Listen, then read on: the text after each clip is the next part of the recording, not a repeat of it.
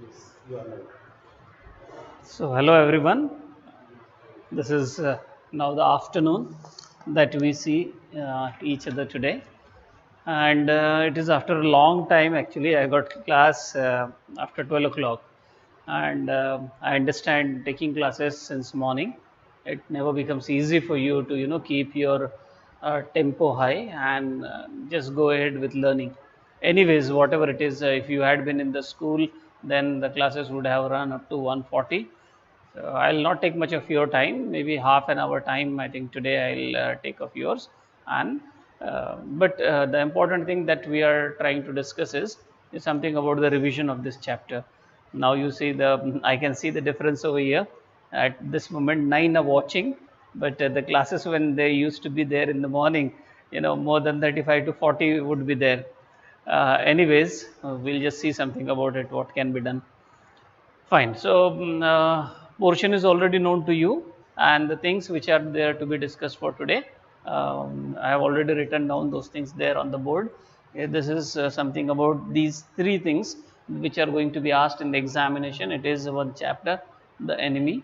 Then, should wizard hit mommy, another chapter, and the third one is keeping quiet, a poem. So, all these three things we are going to just revise. Let us see how much time it permits us to cover up everything. If it takes more time, then maybe in the next class of mine I'll cover the remaining portion. Well, your exam is on 27, I do understand, and you might have started working on it, and you might have also confronted some difficulties, while in general most of the things had been discussed at length. So you must be at comfort level, but for this revision, I want to focus on certain things, and those things, of course, I would like to discuss with you. I will not simply go on talking to you people. I want you people to respond to me and give me the answers over here later on. Well, if you take this chapter, the enemy, there are certain things that we will have to understand. The title itself, why it is called the enemy. So it is something about the major character whose name is Dr. Sadao. He is at dilemma. He is at a flux. He is confused at the moment when he finds someone over there near his house, which is surrounded by the natural scene, and maybe at the seashore where are rocks, many rocks over there, and he finds one fellow as if rising from the mist, and this is like this fellow is just like a fisherman for them initially, for Sadao and his wife, and later on they find this fellow to be an American soldier who is wounded in the war. Now the prisoner of war is he called over there. Now this man initially for them was just an ordinary person, just a common man, and this common man needed their immediate attention, the medical attention, I must say. Later on, they realized that it was not just a common person, it was not a fisherman or any other person, that they might have thought. Instead, this man turns out to be the prisoner of war. And the kind of prisoner, one who is actually the enemy of their country. And that is why the title is The Enemy. Now, what to do with the enemy is their worry. I am happy you are writing your roll number for your attendance. That makes us very convenient to go ahead with writing down your attendance. Initially it was a bit of trouble. Fine, coming back to the actual point of discussion. Now the tussle comes as to how they should help this man, whether they should help at first place or not. And once they decide upon taking that fellow home to revive him, to give him life back, so what kind of difficulties these fellows face, the tension that prevails there inside the home, all those things become part of the discussion of this title, The Enemy. Well, whether Sadao had done anything against his country, that should be a question for us. So the answer, of course, comes to us, and that we have discussed in our earlier classes. It's not so. It's not that he is no longer a patriot. Many such sentences I made you mark there in the textbook, wherein we come to know the distaste, I mean to say, the dislike or the hatred he abhorred the face of even that American soldier, though he was in that particular condition. Yet there was something more, something higher, something greater that they had to give value to, and that they gave, proper prominence or significance to, and it was, the humanitarian aspect of the whole incident. Therefore, we have to ultimately accept that it was not, any deed of his which was against their country. He was not a traitor. One word was also used over there, whether he was a traitor. So traitor is something opposite, you can say, the antonymous word of patriot. So he was not a traitor. He was instead a patriot, but at the same time, he was more than that. He was a humanitarian. And then there is another role that, of course, in the further discussion, we are going to take it up.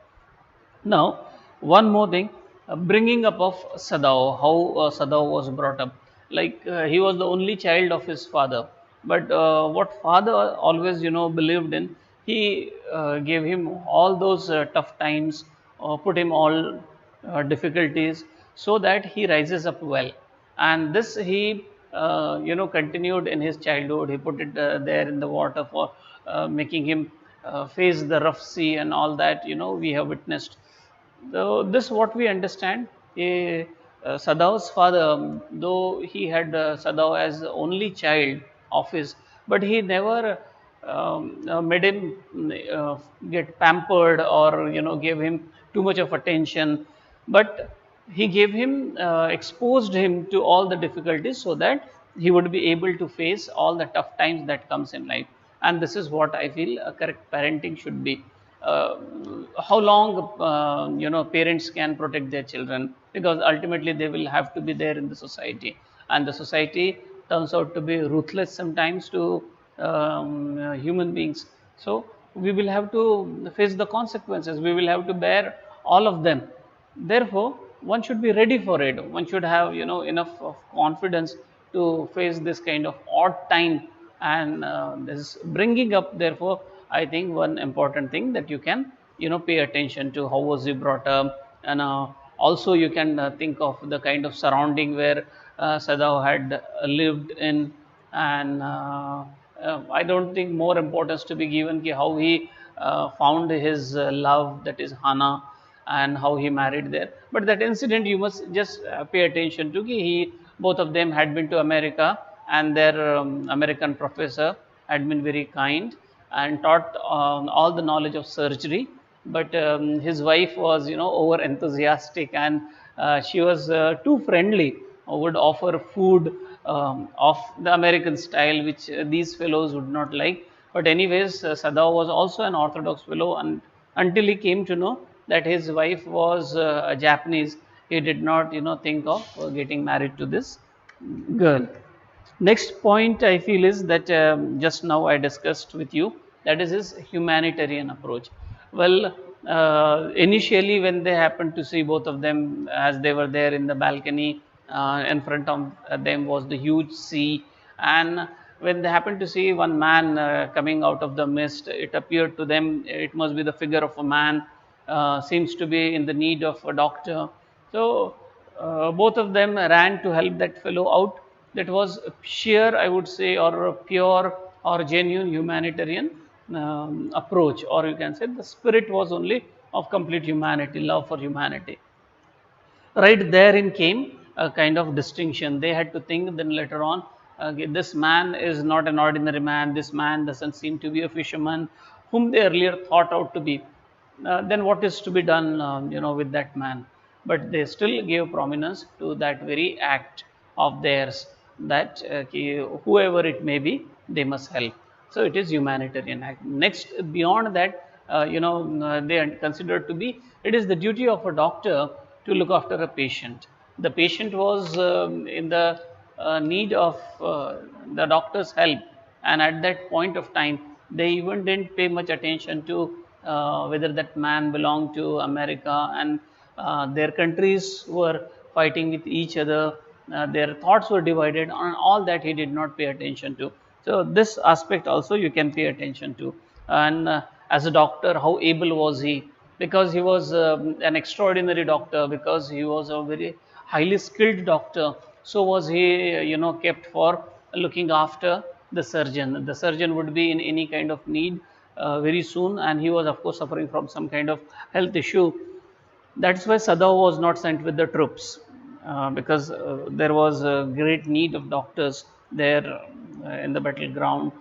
And but because he was also engaged in a kind of surgery which was to let the wounds remain out of injury or getting more spoiled, in that kind of work was he involved in. So his research work was going on. So such an eminent doctor, or such a professional doctor, such a skilled doctor was of course required. So that we talk about Sadao as a skilled doctor, Sadao as an extraordinary doctor, and that is why he was kept over there. Next, you can just think of then what about his duties towards his nation. So both of them, of course, they were very much reluctant, I mean to say, they were very much hesitant. They had a lot of faltering opinion to get that fellow to their house, but ultimately they had decided to take that fellow home. Well, they knew okay, what would be the reaction of their servants at home. Yumi was there. I'm forgetting her name. One gardener was there, and then the one more lady was there. So how would they react to the whole situation? Well, they had assessed it. It's possible that they may not take it in the right spirit, because though these people are highly educated and they can understand that their profession is of a doctor, but what about those poor people? Their only duty, what they can understand, is only towards the nation. This tussle, or this tough time, this difficult time, they had assessed, and even worse actually happened. Both of them left them, and there used to be enemy at home. Hana sometimes would have to give food to that man. This is also humanitarian aspect of Hana that we can, or both of them, of course, we can say. But when Sadao met the general, he did not hide any information, because his intention was not to, support an enemy and to go against his own country, that is to turn out to be a traitor. That was never on his mind.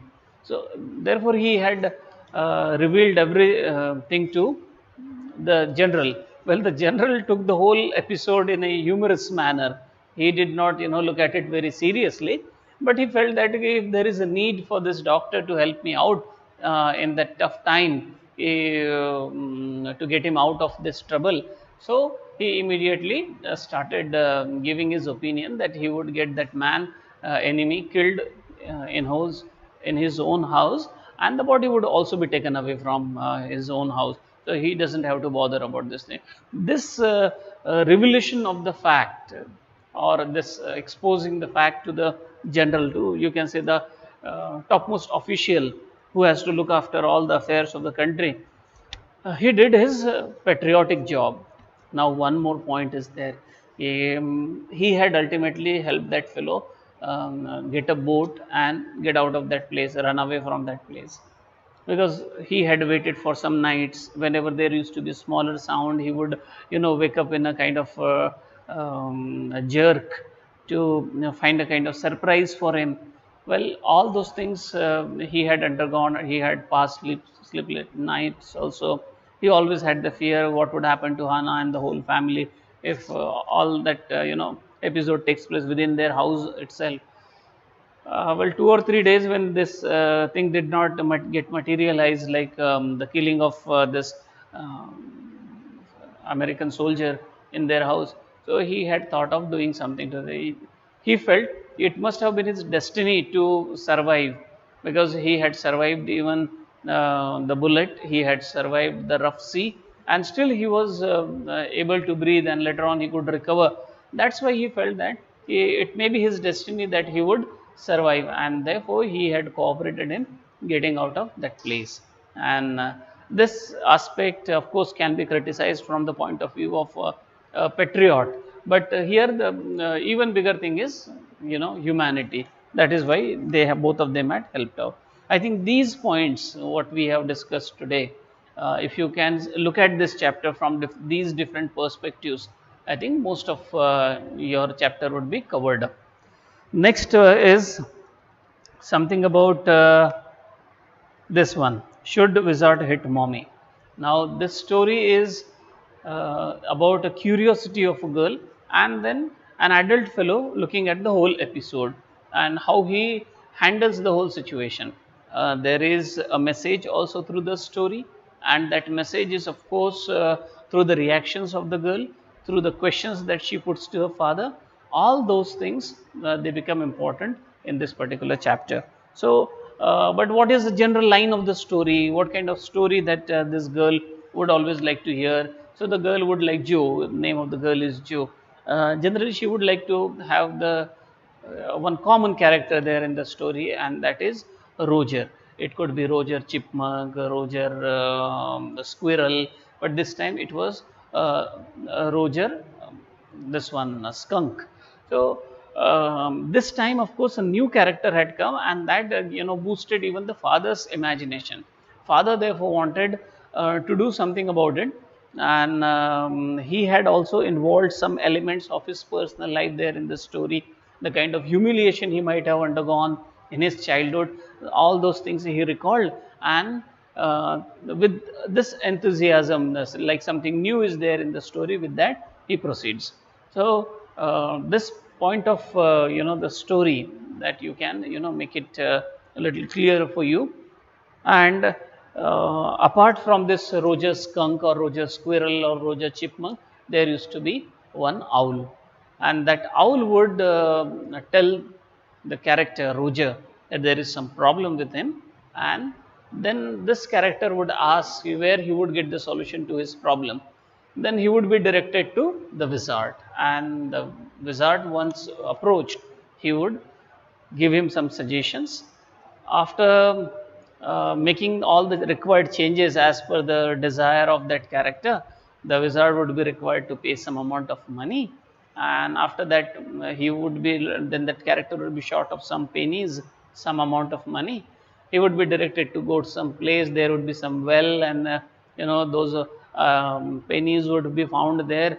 He would get those that amount to the wizard, and with that everything would get all right, and the story would generally end happily.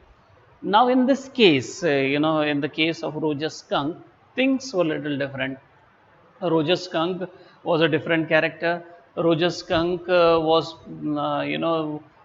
actually the creation of father's mind, and he had included some autobiographical element also over there in the story.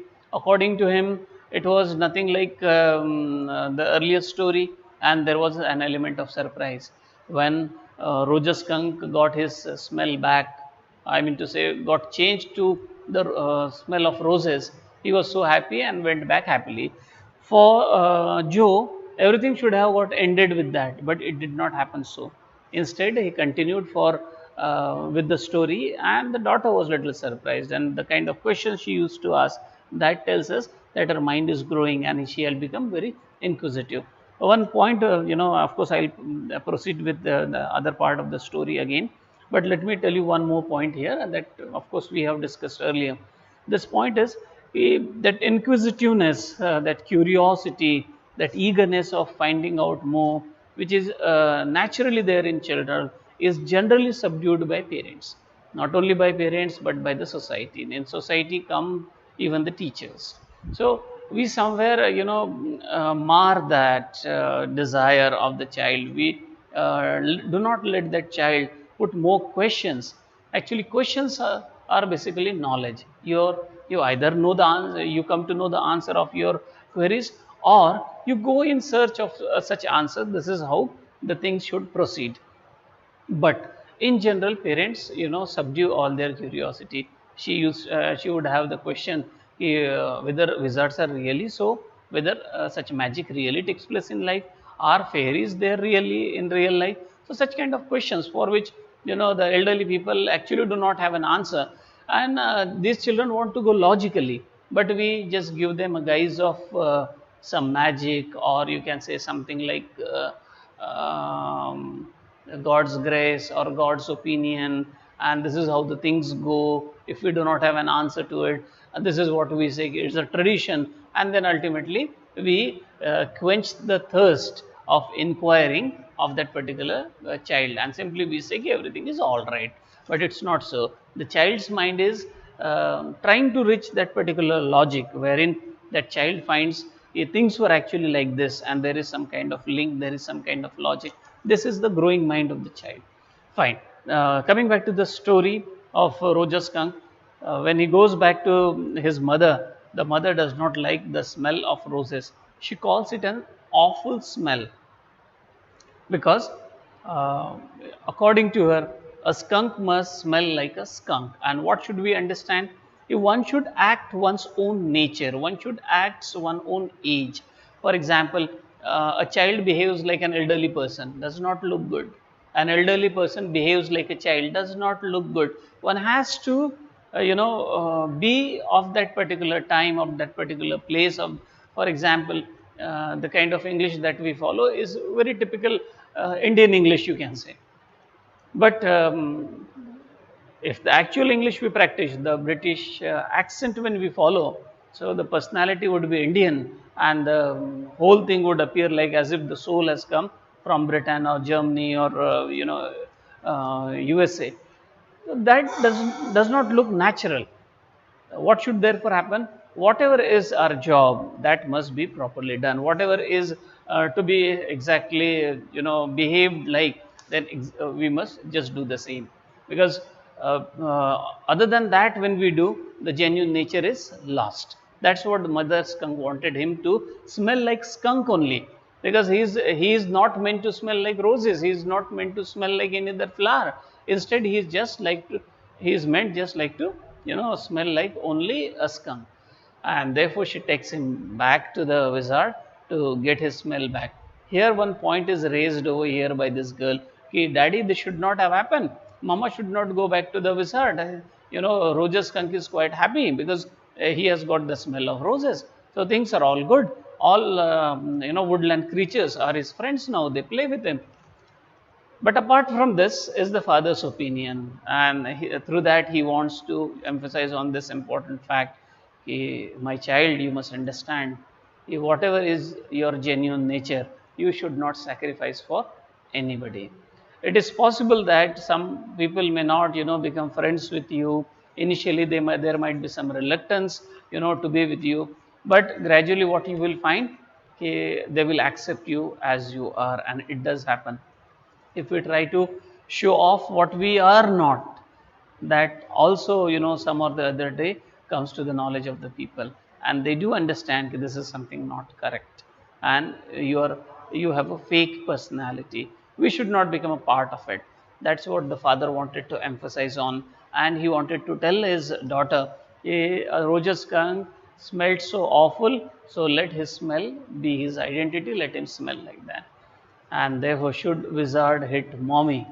It is her question, whether mommy now went and hit the wizard on his head and got him to reverse the smell of, or bring back the original smell of the Roger skunk. Should there not be other development there in the story, that wizard someday also hit back because mummy happened to hit the wizard, because according to the girl, the wizard was the ultimate powerful character there in the story.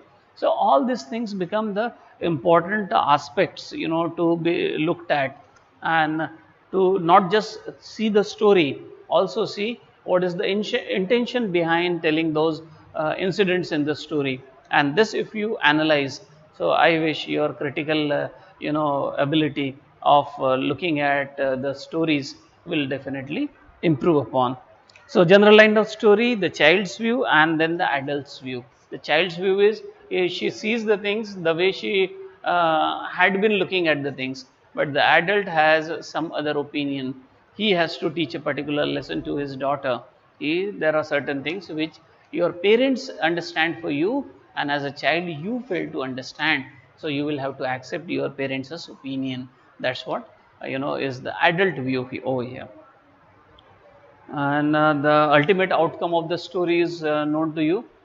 Of course, the smell of Roger skunk is retrieved, and he smells like any other skunk, and later on all other woodland creatures also become his friends.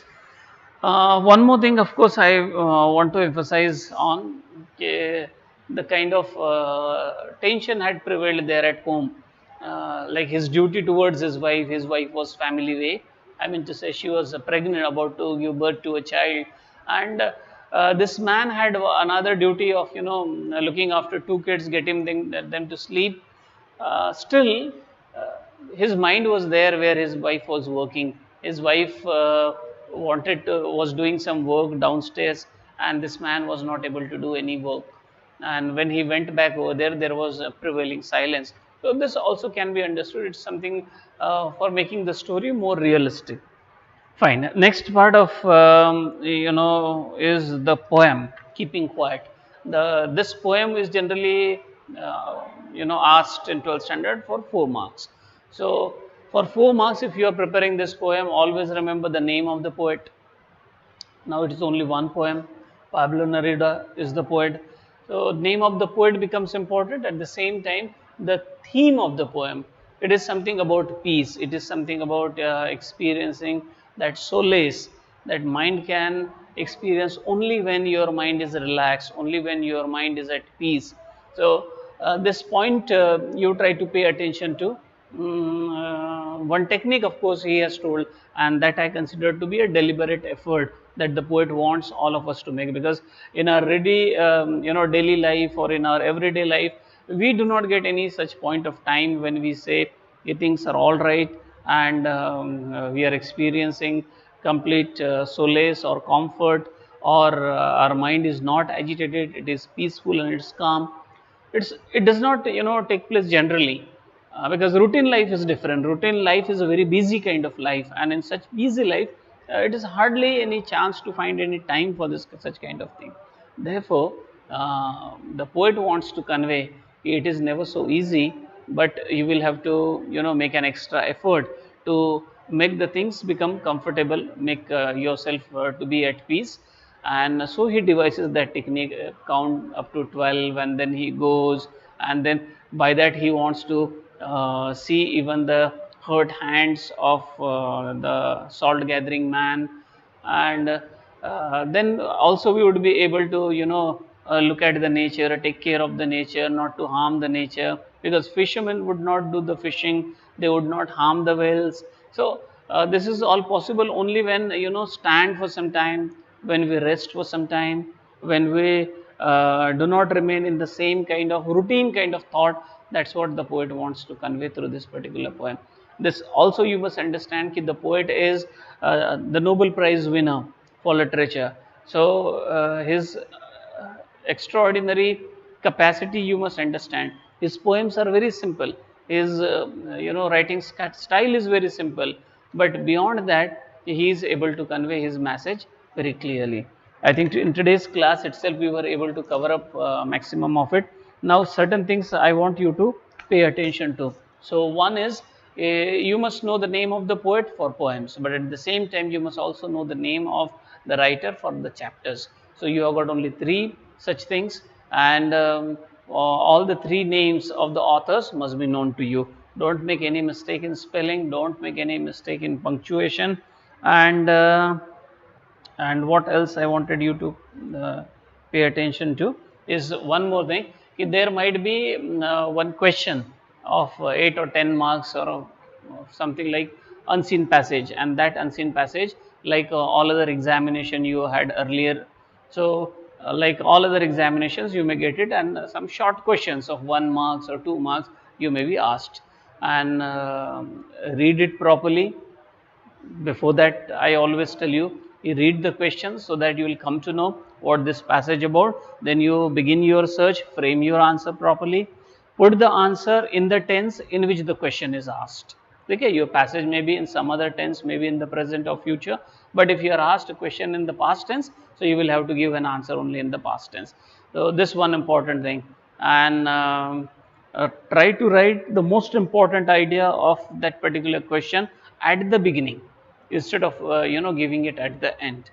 Okay, I think this is enough for today, and hope this class turns out to be fruitful for you, and I bid you goodbye. See you in some other class. Bye bye.